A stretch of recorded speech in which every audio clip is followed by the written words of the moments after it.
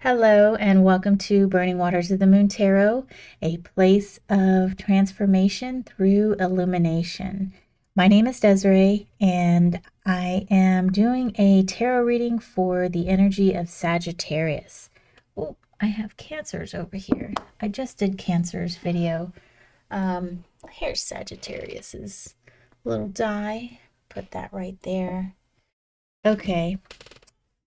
I am using Tarot Avatara by Gabby Angus West. This is Tattoo Tarot by Mega Munden. And here is the Medicine Woman Oracle by Christine Maillard.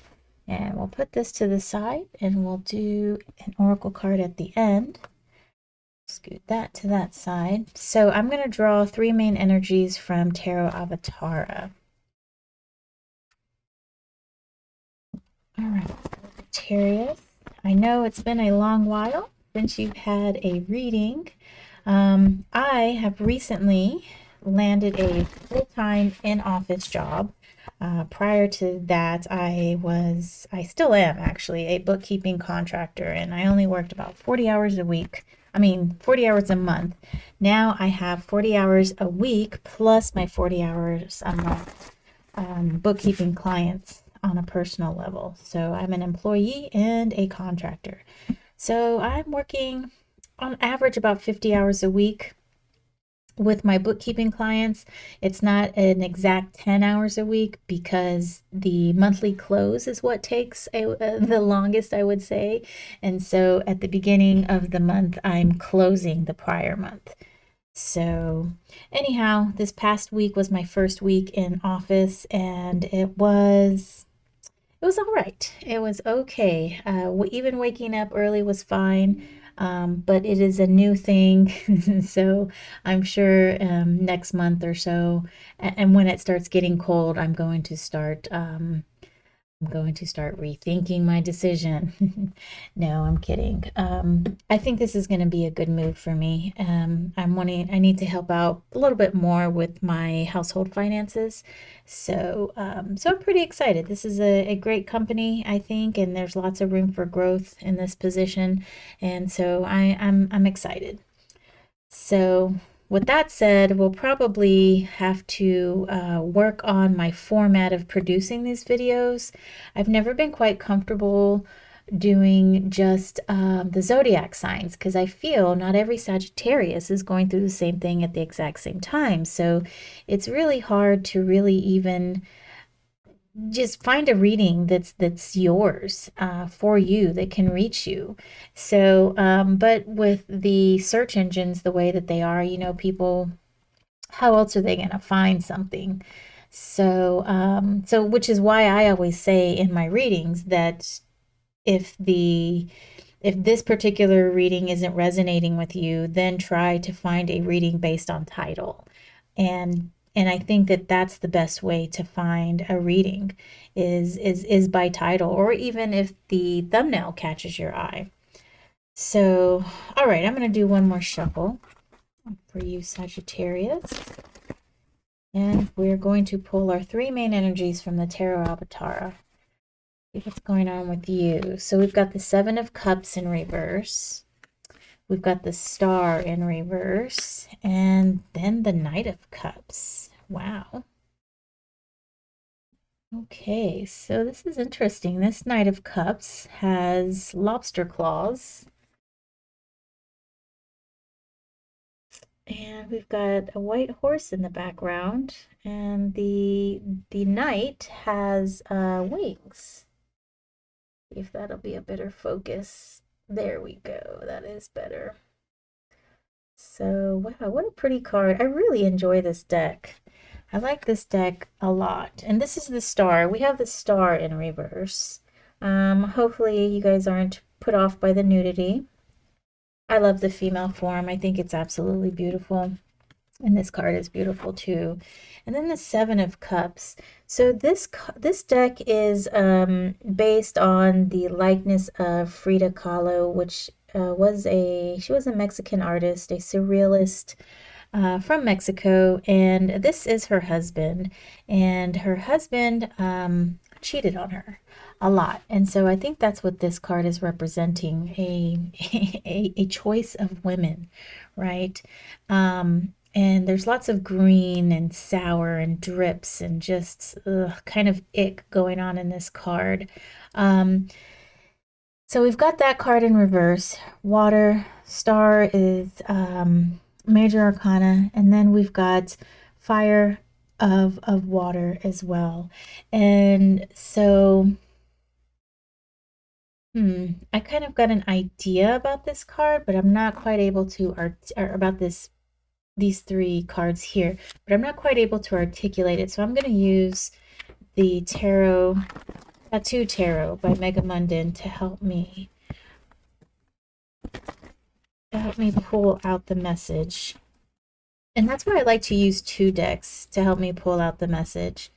I don't use a spread. Well, I guess you could call this my spread, but these card positions don't have a particular meaning, and nor do they read left to right, past to present, or anything like that. I kind of get a feeling of the entire cards and how they work together, and the movement of the cards. And sometimes the cards will move this way or that way, or they'll snake around. And sometimes there's a card in there that doesn't really even mean anything to me. All right, so when I use this second deck, it really helps to bring out a meaning for me. Rarely do I not get a meaning. And when I do, I feel that that is just spirit, ancestors telling me that this message isn't meant to be read. It's none of my business. It's none of our business, I guess you could say. Where should we put you, little Sag? I guess you'll be right here next to your fire. Okay. All right, so I didn't call out these cards because I was busy talking. So we've got 7 of Coins in reverse, 8 of Wands, 8 of Swords, Ace of Cups in reverse, Knight of Swords in reverse, Knave of Cups, 6 of Wands, 5 of Swords, and 9 of Wands in reverse. So we've got 6, 8, and 9 here for fire. And we've got 8, 5, and the Knight of Swords in reverse.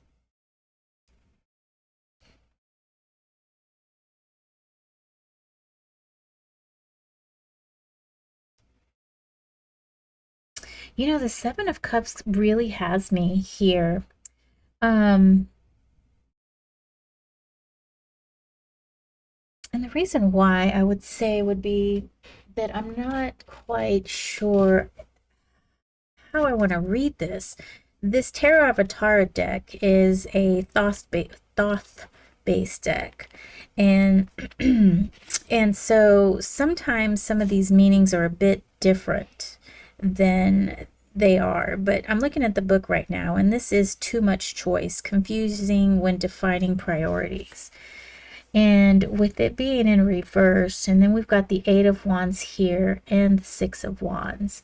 So we've got some fire energy. And then the 7 of Coins.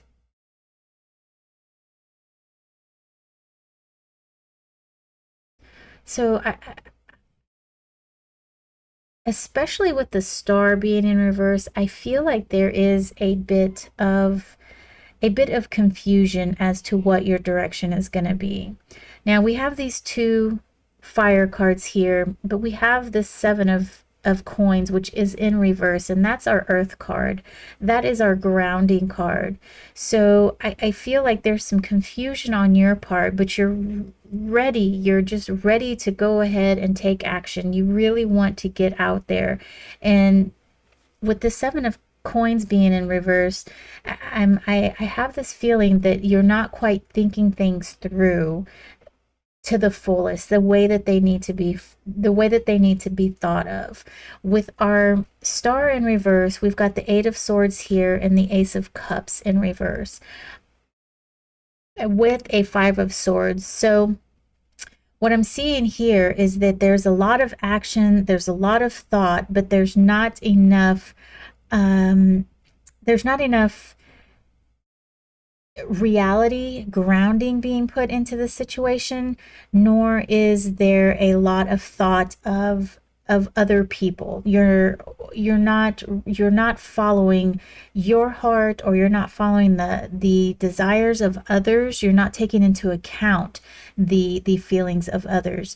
Mainly there's just a lack of compassion, I would say. There's just a lack of thought to what your actions might bring in this Seven of Cups situation. So there might be a situation in that you have all these choices, and these choices might not be good for you, and the choices could be overwhelming. And so there's a situation in which you don't really have a very good direction, but you're totally ready to take action, and your mind wants you to go. Yet we have this Five of Swords here, and I feel like this Five of Swords is something that might be holding you back just a bit. In combination with this Eight of Swords, the Eight of Swords, for me, the way I'm reading this Eight of Swords is not so much that card of where the girl is tied up and she's in between all these swords, right? It's not so much that. It's more so that you want to take action, but there's something that's kind of pulling you back. Like your mind, what you're thinking is actually holding you back. The logic is holding you back because on some sort of level, you're not feeling completely grounded, and your heart isn't in the right place, and which is kind of causing you a bit of confusion over here. And then over here, we've got the Knight of Cups, and we've got the Knight of Swords in reverse, along with the Page of Cups. So what this is telling me is that while you don't have compassion, isn't factoring into the situation. However, that's not who you are. So there might be some outside influences that are maybe swaying you into a certain direction, and that would those influences not be there, you might not be going in the direction that you're headed, or you might not be as confused as you actually are. Because what I'm seeing here is these guys are very compassionate. We've got a Knight of Cups who just loves, and he acts in love, and he's compassionate, and he does things based on what his heart tells him to do. And then the Knave of Cups is really interested and wanting to know how he can be of service to others, how he can help others, what he can do for them. We've got the Knight of Swords in reverse, and this guy is he's a fire of air, so he's very action oriented, and I feel in this position he's a little bit impulsive. And so that's what I'm seeing here, is there's a bit of impulsivity going on. You want to take action. Your mind is telling you that something's not quite right, and you don't quite have the direction, but you need to stay true to yourself, which is someone who is very compassionate, very empathetic, and very caring of what others want, of what others need. And we have this Nine of Wands here, which is sort of, to me, a halt of action. The nines are sort of an ending in when I think of one way that I interpret them in numerology. They're an ending, and with it being in reverse and it being a fire sign, there needs to be a halt and sort of a rethinking, a recalibration, coming back to who your true self is, and not being swayed by these outside influences, because it's confusing for you. You're going against your grain. You're going against what you believe is right and what you've been taught is right. And for some reason, you're allowing that to sway you, and you're not comfortable with that. Sagittarius. You're really not. So what I would say is sort of take a step back. I would say to remove yourself from the situation for a little bit and then start dissecting the situation and maybe even make a chart, you know, pros and cons of going, you know, each of your 7 ways or however many different ways there are, and list the pros and cons objectively and how they would benefit you if there's another party involved, or parties, how they would benefit them, and any cons that would benefit anyone involved, and just start looking at it that way.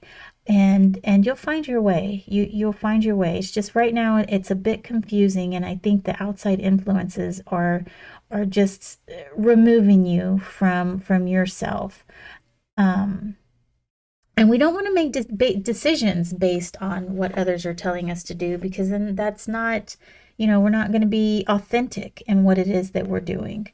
So so let's get a card from the Medicine Woman Oracle.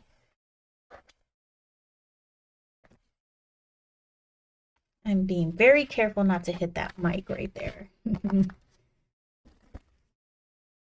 One thing I forgot to mention in my Cancer video is that I am doing astrological birth chart readings. I have been studying astrology with Dr. Danny. She is on YouTube. You should check her out. She's awesome. She's at Dr. Danny Astrology on YouTube. She's super cool. And and so I've been studying and mentoring with her. It has been slow going though with all the stuff I have going on, but I've been reading charts, and so for the time being, an introductory rate of $5 reading for birth charts. And so so you can sign up on the Buy Me a Coffee link in the description and send me your birth date. It'll tell you all the information I need, and I will get you a reading for only $5. All right, let's see. What do we have for you, Sagittarius? Ooh, creative fire. Now this is your card. Reveal your creative talent for an inspired life. So perhaps this is a decision that you're making that's going to affect your life in some sort of way. And you're kind of, you know, you have all of these options, and then you have people saying, well, you can do this and you'll make this much more money. But then you're thinking to yourself, like, I'm this really creative person and I want to make art, or I want to teach, or, you know, something like that. And you know, people can have our best our best what's it called, they want us to live our best life, right? And so sometimes they'll sway us in a way that's not so good for us, because we'll be sort of betraying ourselves. Like, if for instance, if someone's an artist at heart and they love making things with their hands, but there's not a lot of money in that particular art that that person is making, so the family members, parents, what have you, may sway you to become an accountant. And accounting pays well, and however is vastly different from art. You know, there is an exact way to do accounting, no ifs, ands, or buts. And so there's not a lot of creativity when it comes to accounting. And so if you were to go that safe route and sort of deny yourself that creative outlet, you can do yourself harm down the road. And so that's kind of the feeling that I'm getting here, is that perhaps you're denying a part of yourself, a part of your creativity, so that you can appease others. Let's see what it says in here. I'm going to read what it says in our book. So these are medicine cards. And this is to rehabilitate our original nature. We need to find our medicine to heal the memories passed down since the dawn of time. All right, creative fire. Creativity reveals our soul path. We have all the talents and resources just waiting to express themselves. A commanding creative impulse compels us to come out into the open, expose ourselves, and breathe our specific artistic perfume into the world to embellish it, to kindle emotion and enchantment. This living river, which fertilizes the most exuberant forms, flows naturally through women. To be creative is also to know the art of initiating your life by perceiving all the possibilities inside you. In Native traditions, painting, dance, and singing are principles of individual and collective regulation that keep a level of order in the community. Your medicine action, be wild and cleanse the river. According to Clarissa Pincola Estes, creative flow is in us. It is rarely dried up, but it can be polluted or contaminated. Light a candle and invoke the spirit of created fire. Breathe in deeply and connect to the matrix of the second chakras, two fingers below your navel, your reservoir of creative impulse. Wow, that's cool. Ask your question. Perform a sensory meditation with cinnamon bark essential oil. Let an image, sentence, or thought come to you, and let the creative current come through you. Sing, dance, and embrace the life beating inside you. Stray off the beaten path and lose the sight of the end result. You are unique. The time has come to warm your soul psyche before the fire of your inner wild's creative force. Go deep into your belly and heart and find that person who will plant the seeds in your life. To rekindle your creative inspiration, ask yourself, what brings you to life? Dancing, poetry, singing, painting. You're invited to poetically and wildly inhabit your life. Whatever you are going through, you could receive transformation through the path of creation. Creativity brings profound liberation. Jump right in. All right, so don't limit yourself, okay? And don't follow the paths of others. You've got to find your own path. You've got to decide what is best for you. And I know we live in a society in which it's best to have the most money or a lot of money.